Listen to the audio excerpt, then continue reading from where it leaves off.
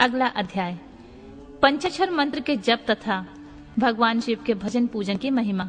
अग्नि कार्य के लिए कुंड और वेदी आदि के संस्कार, शिवाग्नि की स्थापना और उसके संस्कार, होम, पूर्णाहुति, भस्म के संग्रह एवं रक्षण की विधि तथा हवनांत में किए जाने वाले कृत्य का वर्णन।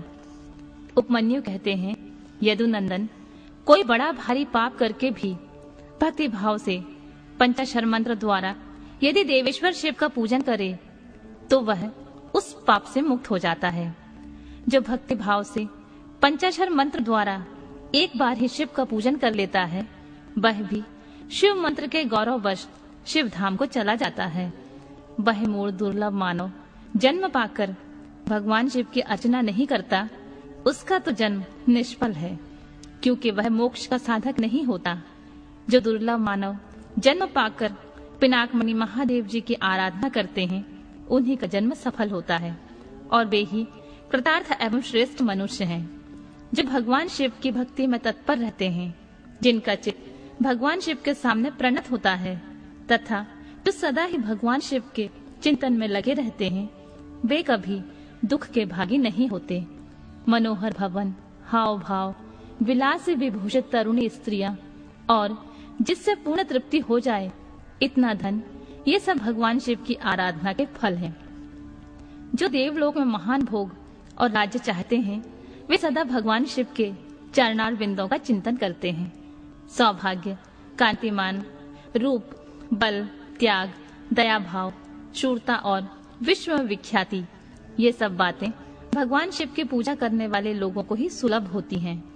इसलिए जो अपना कल्याण चाहता हो, उसे सब कुछ छोड़कर केवल भगवान शिव में मन लगाकर उनकी आराधना करनी चाहिए। जीवन बड़ी तेजी से जा रहा है, जवानी शीघ्रता से बीती जा रही है और रोग तीव्र गति से निकट आ रहा है। इसलिए सबको पिनाक पाणी महादेव जी की पूजा करनी चाहिए जब तक मृत्यु नहीं आती, जब तक वृद्धावस्था का आक्रमण नहीं होता, जब तक इंद्रियों की शक्ति क्षीण नहीं हो जाती, तब तक ही भगवान शंकर की आराधना कर लो। भगवान शिव की आराधना के समान कोई दूसरा धर्म तीनों लोकों में नहीं है। अब मैं अग्नि कार्य का वर्णन करूंगा।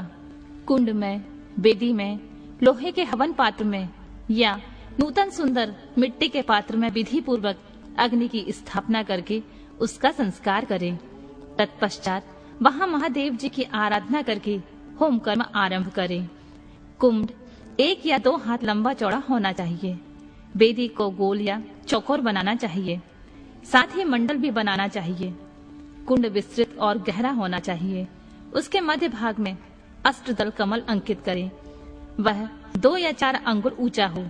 कमल के भीतर 2 वित्ते की ऊंचाई पर नाभि की स्थिति बताई गई है। मध्यमा उंगली के मध्यम और उत्तम पर्वों के बराबर मध्य भाग या कटी भाग जानना चाहिए। साधु पुरुष 24 अंगुल के बराबर 1 हाथ का परिमाण बताते हैं। कुंड की 3, 2 या 1 मेखला होनी चाहिए। इन मेखलाओं का इस तरह निर्माण करें जिसमें कुंड की शोभा बढ़े। सुंदर और चिकनी योनि बनाएं, जिसकी आकृति पीपल के पत्ते की भांति अथवा हाथी के अधरोष्ट के समान हो। कुंड के दक्षिण भाग या पश्चिम भाग में मेखला के बीचों बीच सुंदर योनि का निर्माण करना चाहिए, जो मेखला से कुछ नीचे हो। उसका अग्रभाग कुंड की ओर हो तथा वह मेखला को कुछ छोड़कर बनाई गई हो। वेदी के लिए ऊंचाई का कोई नियम नहीं है, वह मिट्टी या बालू की होनी चाहिए। गाय के गोबर या जल से मंडल बनाना चाहिए। पात्र का परिमाण नहीं बताया गया है। कुंड और मिट्टी की वेदी को गोबर या जल से लीपना चाहिए। पात्र को धोकर तपाए तथा अन्य वस्तुओं का भी जल से प्रोक्षण करें। अपने अपने गुहा सूत्र में बताई गई विधि के अनुसार कुंड में और वेदी पर उल्लेखन रेखा करें। फिर अग्नि के उस आसन का कुशों अथवा पुष्पों द्वारा जल से प्रोक्षण करें। तत्पश्चात पूजन और हवन के लिए सब प्रकार के द्रव्यों का संग्रह करें। धोने योग्य वस्तुओं को धोकर जल से उनका प्रोक्षण करके उन्हें शुद्ध करें। इसके बाद सूर्यकांत मणि से प्रकट काष्ठ से उत्पन्न श्रोत्रिय की अग्निशाला से संचित अथवा दूसरे किसी उत्तम अग्नि को आधार सहित ले आए। उसे कुंड अथवा वेदी के ऊपर 3 बार प्रदक्षिण क्रम से घुमाकर अग्नि बीज रम का उच्चारण करके उस अग्नि को उक्त कुंड या वेदी के आसन पर स्थापित कर दें। कुंड में स्थापित करना हो तो योनि मार्ग से अग्नि का आधान करें और वेदी पर अपने सामने की ओर अग्नि की स्थापना करें। योनि प्रदेश के पास स्थित विद्वान पुरुष समस्त कुंड को अग्नि से संयुक्त करें। साथ ही यह भावना करें कि अपने नाभि के भीतर जो अग्निदेव विराजमान हैं, वे ही नाभि रत्न से चिंगारी के रूप में निकलकर बाहरी अग्नि के मंडलाकार होकर लीन हुए हैं। अग्नि पर समिधा रखने से लेकर घी के संस्कार पर्यंत सारा कार्य मंत्रज्ञ पुरुष अपने गुहा सूत्र में बताए हुए क्रम से मूल मंत्र द्वारा संपन्न करें। तदनंतर शिव मूर्ति की पूजा करके दक्षिण भाग में मंत्र न्यास करें और घृत में धेनु मुद्रा का प्रदर्शन करें। रुक और स्त्रुवा ये दोनों धातु के बने हुए हो तो ग्रहण करने योग्य हैं, परंतु कांसी, लोहे और शीशे के बने हुए त्रक, त्रुवा को नहीं ग्रहण करना चाहिए अथवा यज्ञ संबंधी काष्ठ के बने हुए होने चाहिए। स्मृति या शिव शास्त्र में जो विहित हो वे भी ग्राहा है अथवा ब्रह्म वृक्ष आदि के छिद्र रहित बिचले 2 पत्ते लेकर उन्हें कुश से पोंछें और अग्नि में तपाकर फिर उनका प्रोक्षण करें। उन्हीं पत्तों को रुक एवं त्रुवा का रूप दे, उनसे घी उठाएं और अपने गुहा सूत्र से बताए हुए क्रम से शिव बीज ओम सहित 8 बीजाक्षरों द्वारा अग्नि में आहुति दें। इसमें अग्नि का संस्कार होता है। 7 बीजाक्षरों और 8 बार शिव बीज ओम को सम्मिलित कर लेने पर 8 बीजाक्षर होते हैं। उपयुक्त 7 बीज क्रमशः अग्नि के 7 जिहाओं के हैं। उनकी मध्यमा जिहा के नाम बहुरूपा हैं। उसकी 3 शिखाएं हैं। उनमें से एक शिखा दक्षिण में, दूसरी वाम दिशा में प्रज्वलित होती है और बीच वाली शिखा बीच में प्रकाशित होती है। ईशान कोण में जो जिहा है उसका नाम हिरण्या है। पूर्व दिशा में विद्यमान जिहा कनका नाम से प्रसिद्ध है। अग्नि कोण में रक्ता, नेतृत्व कोण में कृष्णा और वायव्य कोण में सुप्रभा नाम से जिहा प्रकाशित होती है।